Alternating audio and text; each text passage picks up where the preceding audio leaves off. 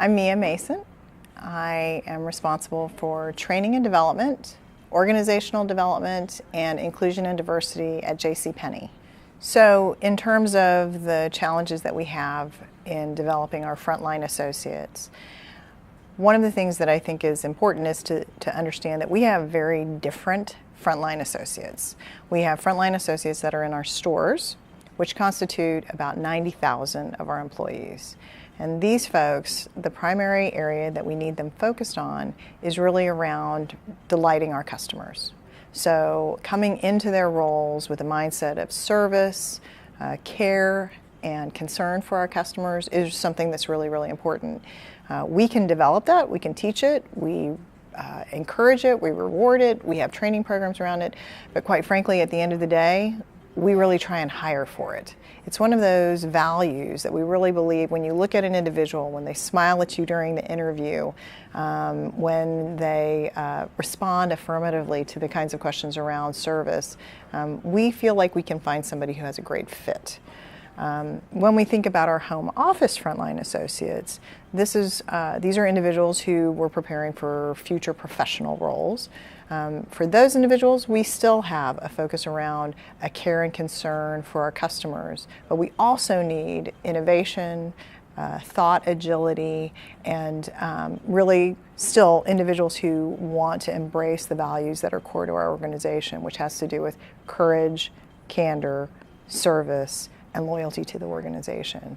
So it's a blend in terms of finding those individuals. They're not everywhere, so we have to kind of hunt hard for those individuals, but then reinforce it through the development programs that we have in place. Some of the challenges that we have when we think about our executive population is that as an organization over the past 2 years, we've gone through a massive amount of change in leadership, change in strategy, and change in approach.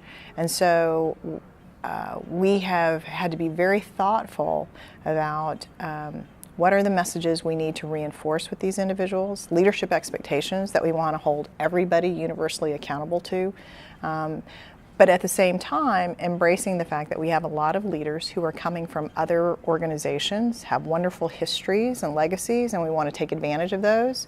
But at the same time, we need to align around a core set of leadership expectations.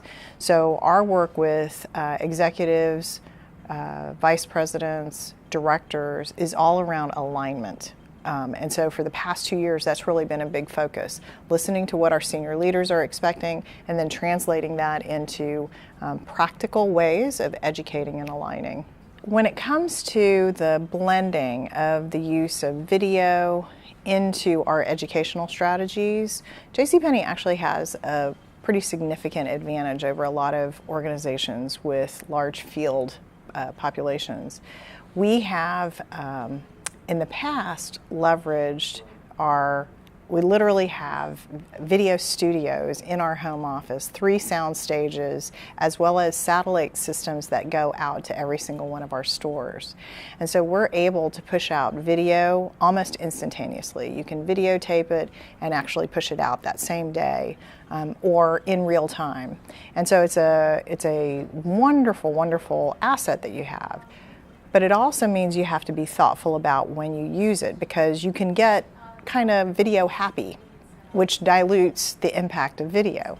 So we are, and we also recognize that just because you can put something on video and put it out to the stores doesn't mean that they have any more time in the stores to actually consume it. So we've been pretty careful about trying to package communications and education down to consumable bite-sized chunks. Less than 5 minutes, do it at a time when people can consume it at their own leisure, because everybody is busy out in the field. But no, we love the blended approach, and in fact we're in the process of rolling out a new system that allows us to, it's called Break Room TV, and it allows us to push out kind of standard communication templates out to each one of our stores, but at the same time allow the stores to manage their messages on the television broadcast themselves. So it's a nice combination of local control and also corporate control. The future of corporate learning is really an interesting, it's an interesting space to be right now. Number one, I think, is changing radically. and quickly. And I often look at my kids as the bellwethers of where I need to be going from a professional perspective. So how they're consuming learning and how much they're learning without even being taught in any sort of formal mechanism, I think is how we all need to be adjusting.